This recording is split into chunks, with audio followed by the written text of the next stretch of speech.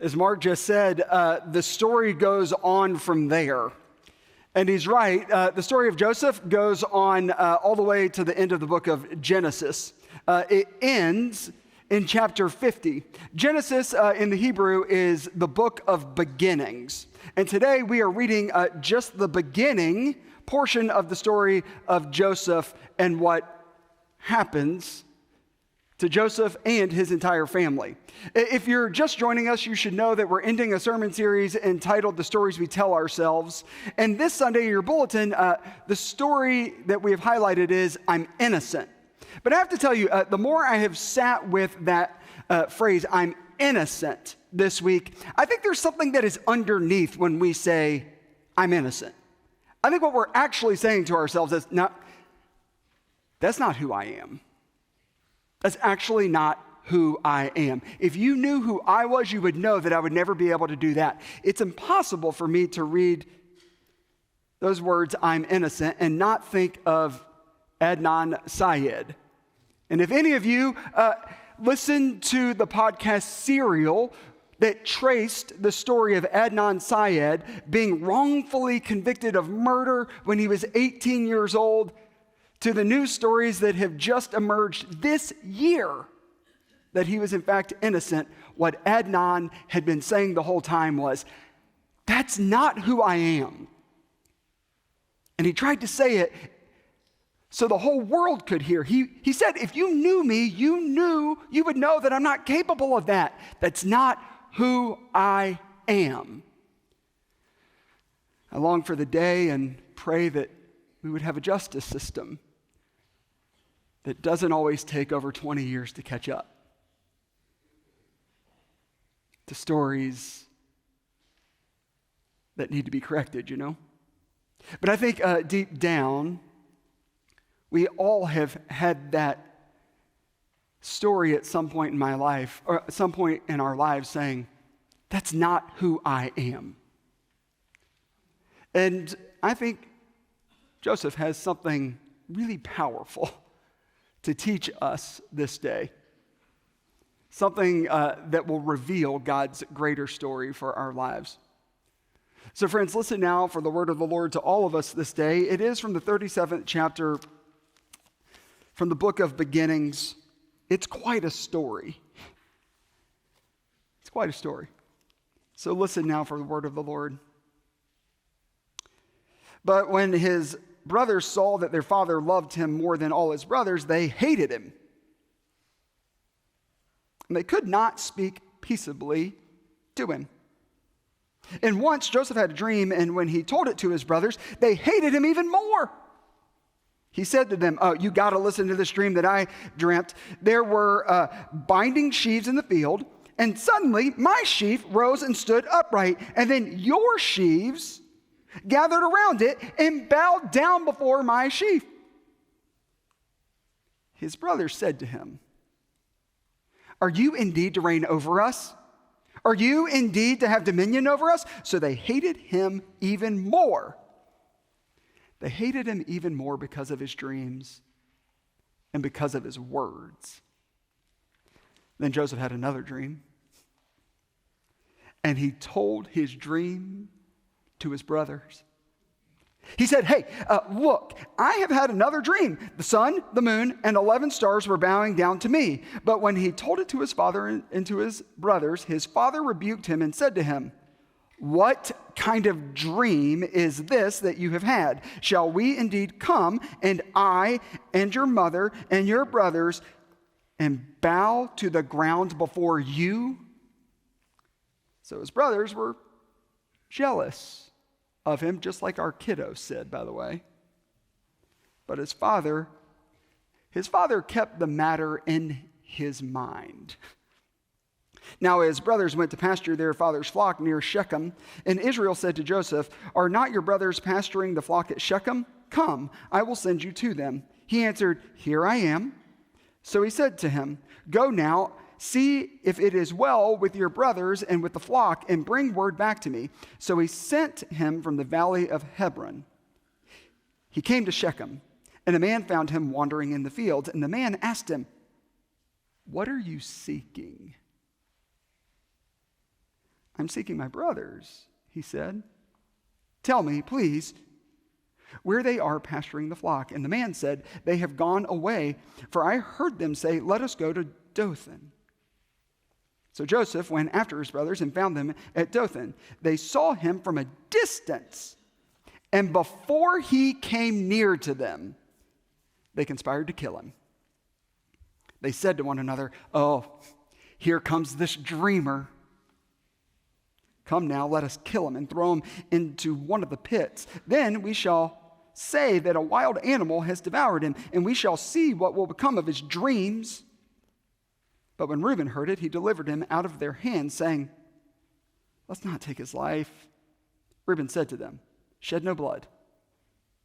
Throw him into the pit here in the wilderness, but lay no hand on him, that he might rescue him out of their hand and restore him to his father. So when Joseph came to his brothers, they stripped him of his robe, the long robe with the sleeves that he wore, and they took him and they threw him in the pit. And the pit was empty. There was no water in it. Then they sat down to eat. And looking up, they saw a caravan of Ishmaelites coming from Gilead with camels carrying gum, balm, and resin on their way to carry it down to Egypt. Then Judah said to his brothers, what profit is it if we kill our brother and conceal his blood? Come, let us sell him to the Ishmaelites and not lay our hands on him, for he is our brother. Flesh of our own flesh. And his brothers agreed. When some Midianite traders passed by, they drew Joseph up, lifting him out of the pit and sold him to the Ishmaelites for 20 pieces of silver. And they took Joseph to Egypt. When Reuben returned to the pit and saw that Joseph was not in the pit, he tore his clothes and he returned to his brothers and he said, the boy is gone. And where can I turn? Then they took Joseph's robe, they slaughtered a goat, and they dipped the robe in the blood. They had the long robe with sleeves. They had the long robe with sleeves taken to their father, and they said, this we have found. See now whether it is your son's robe or not. He recognized it and said, it is my son's robe. A wild animal has devoured him. Joseph is without a doubt torn to pieces. Then Jacob tore his garments and put sackcloth on his loins and mourned for his son for many days. All his sons and all his daughters sought to comfort him, but he refused to be comforted and said, no, I shall go down to Sheol to my son mourning. Thus his father bewailed him. Meanwhile, the Midianites had sold him in Egypt to Potiphar, one of Pharaoh's officials. He was the captain of the guard. Friends, this is the word of the Lord. Thanks be to God. Will you pray with me? Awaken us, O God.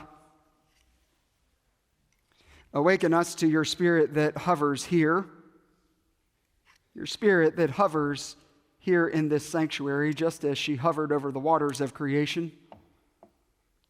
Reach across the ages and breathe new life into these ancient words, that they would be your word to us here and your word to us right now. And breathe new life, O God, into the words of my mouth and into the meditations of all of our hearts, that all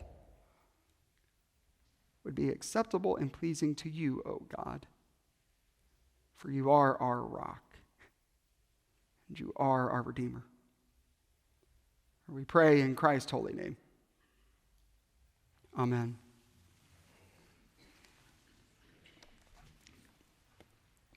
Seventeen-year-olds rarely know that their dreams often sound like other people's nightmares. I mean, 17-year-olds, they have a lot of dreams. They know a lot of things. They see the world a particular way, but 17-year-olds rarely know that sharing those dreams can cause families to create and end up living their nightmares.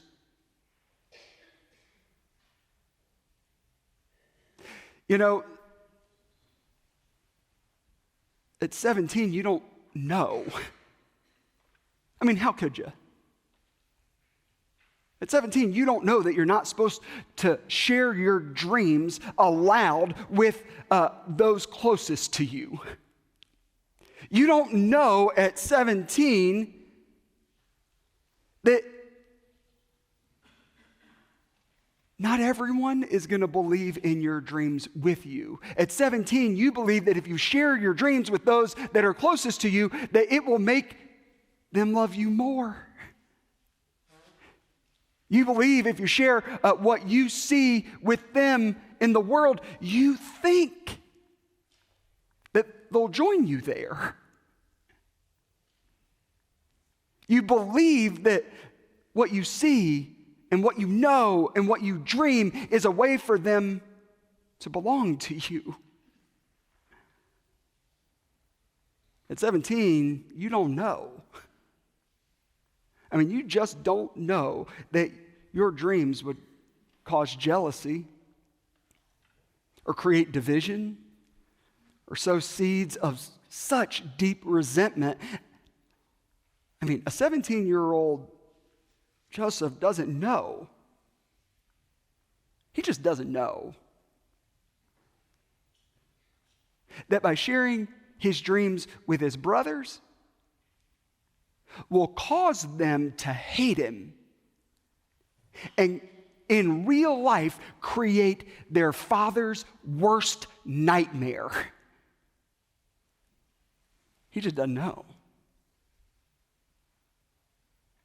I mean, he could have never even imagined it. Joseph was one of Jacob's 12 sons, and the text reveals that Joseph had a way about himself from the very beginning. The text reveals that Joseph from the very beginning was deeply grounded. He had a sense of who he was. Suzanne Stabile might say he was in touch with his essence. Joseph, from the very beginning, made his way through the world deeply grounded. He didn't need anyone else to tell him who he was or what he was supposed to do. And turns out,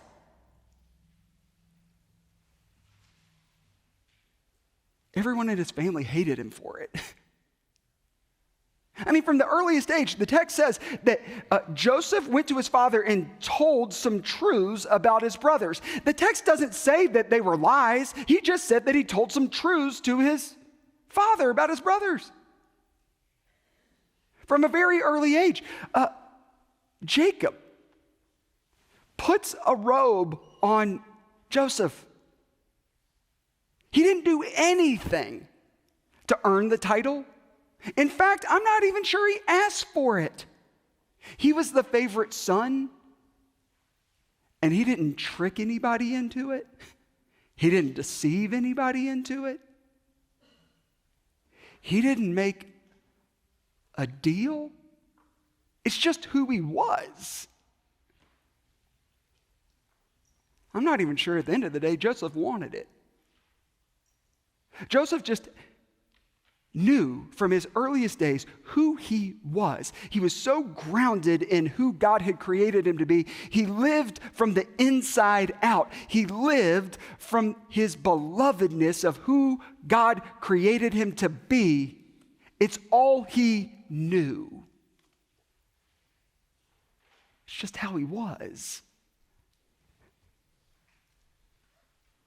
He didn't know any other way but to live that way.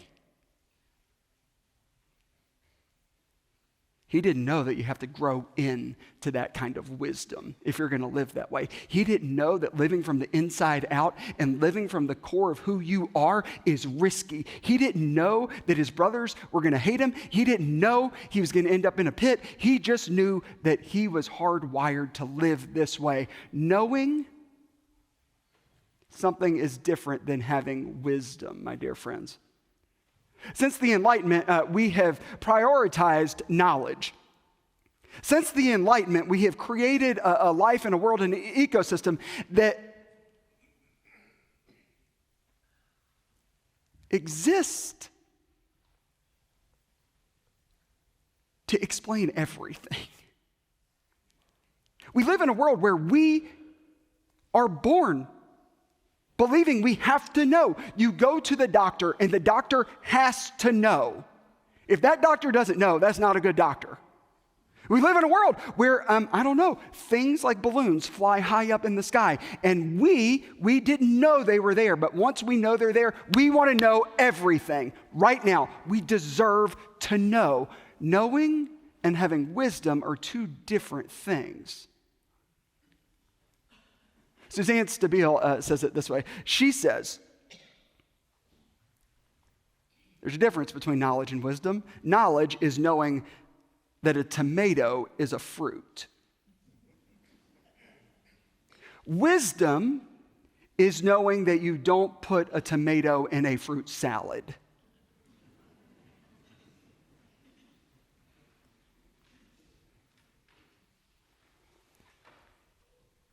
From his earliest days, Joseph knew who he was at his core, and he lived from that place. But if you're going to live that way, you got to grow into that wisdom. And Joseph, he just didn't have the wisdom to know that you can't show up as your true self with just anybody. Joseph just didn't know. You got to be really wise about who you share your deepest essence with. Joseph just didn't know. You have to be wise if you're going to talk about your dreams, and you don't share your dreams with just anybody. Joseph, he didn't know. If you have an idea, you don't always give it away. Joseph didn't know that if you see things a little differently, if you have a vision for the way that things can be, you can't trust everybody with it. Joseph he didn't know that not everybody is trustworthy. Joseph didn't know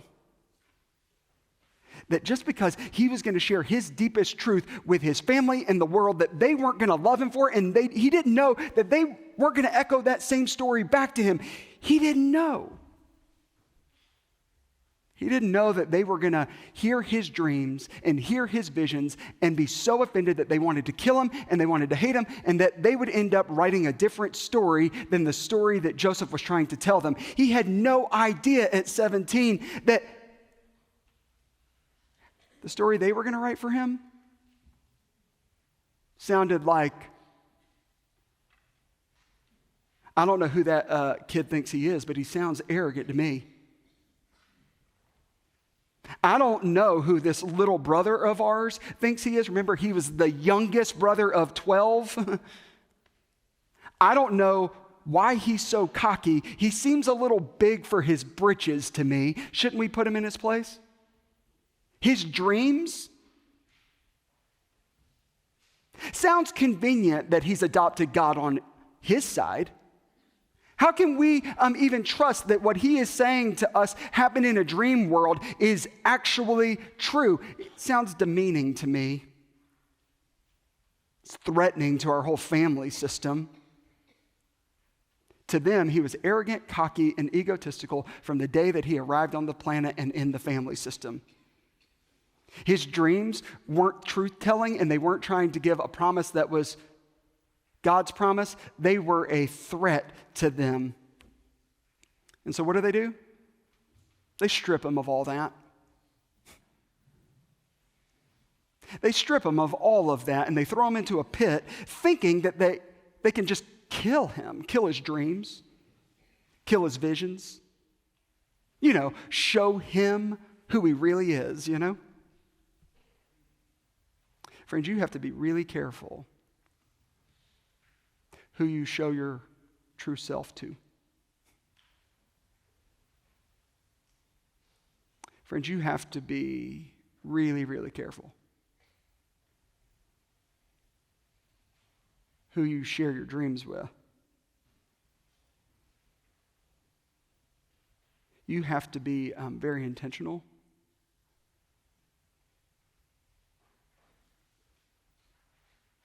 You have to be really intentional about what's between you and God and where you share that in public. I heard a wise person once say, the easiest time to kill something is in its infancy stage. The easiest time to kill something is when it's in its infancy stage, before it has had a chance to grow up and to sort of get strong and to grow into itself. The easiest time to kill something is before it's had a time to grow up and to grow into itself, and when it's in the infancy stage. If you share an idea in its infancy, it's easy to kill it. If you share a dream that you have and it's not fully developed with someone that you shouldn't share it with, it's easy to strip it and to throw it into a pit. There's a reason in the book of Exodus that Moses was born when there was a decree in all the land that no Hebrew slave boys should be allowed to live, that they should be killed, and Moses is put into a basket and hidden away because it's the easiest time to kill something when it's in its infancy stage.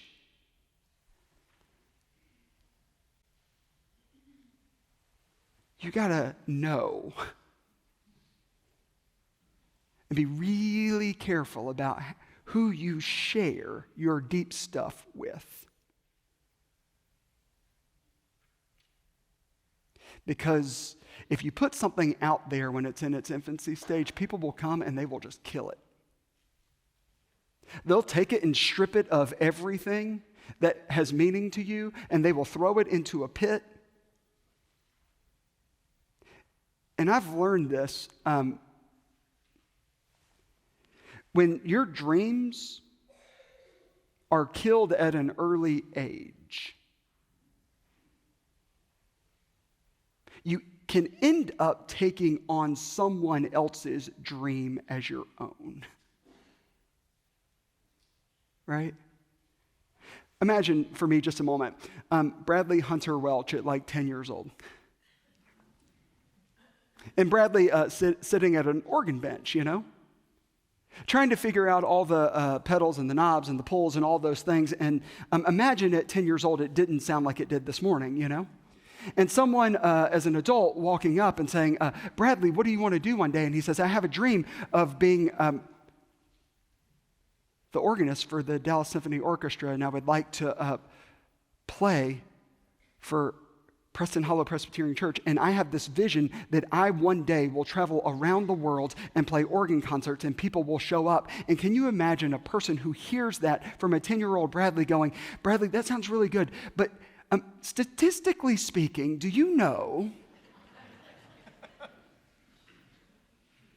that there's only one person who gets to play the organ for the Dallas Symphony Orchestra? And do you know how many people on the planet right now are learning how to play the organ? And what makes you think that one day you are going to be able to go and play concerts everywhere in the world? And what makes you think that people are going to show up and hear you play?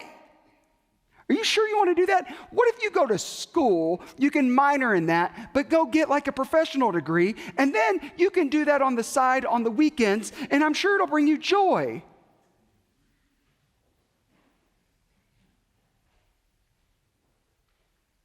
The world can take a dream and an idea and a vision for your life and kill it without even knowing it.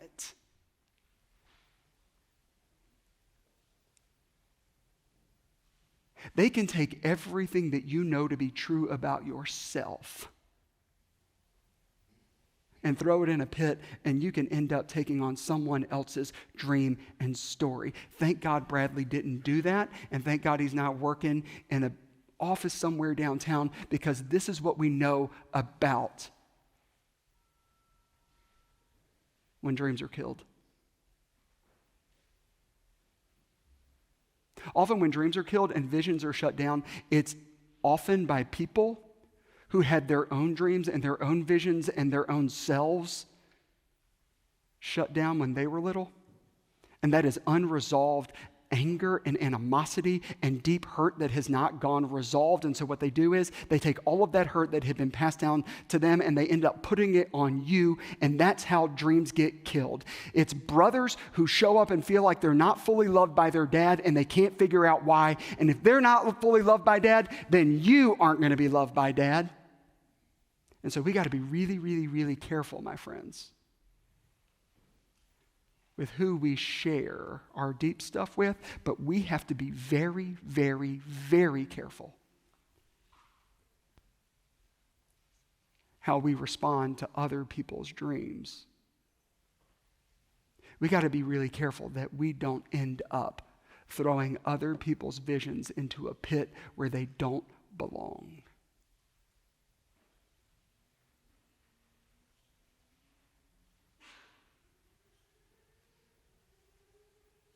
When Joseph emerges from the pit, he emerges a different person. When he emerges from the pit, he emerges as a person who has some wisdom that he didn't have before he went into the pit. That's the gift of the pit. It always reveals and gifts us a wisdom that we didn't have before we went into it. When he emerges from the pit, he now knows that he can't share everything with the whole world. He knows that he can't kill other people's dreams. And so Joseph continues to live out of his core, but he has more compassion. He's wiser. So much so that when his brothers come to him many years later, and Joseph is in a place of great prominence, and he has access to food and resources, his brothers show up needing food and grain. Joseph doesn't go, "I am so glad you guys are now bowing down to me. Told you I was right." No, that's not what Joseph did.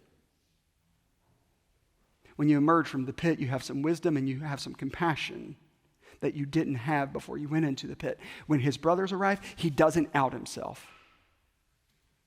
because he doesn't know if they're trustworthy.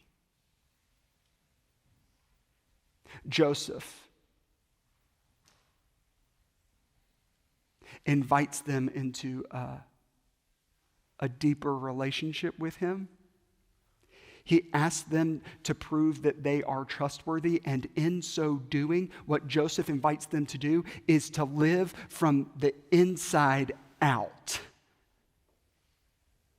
Joseph invites his brothers to stop living from the outside in of their circumstances and taking everything on, and to begin living from the inside out of their essence, their core, and who God created them to be. And in so doing, his brothers take care of their family, and his brothers return their youngest brother to him. And what happens? The nightmare that the family created and lived becomes the dream that God most had for their family. They just have the wisdom to be able to see it now. If we would have lived this way the whole time,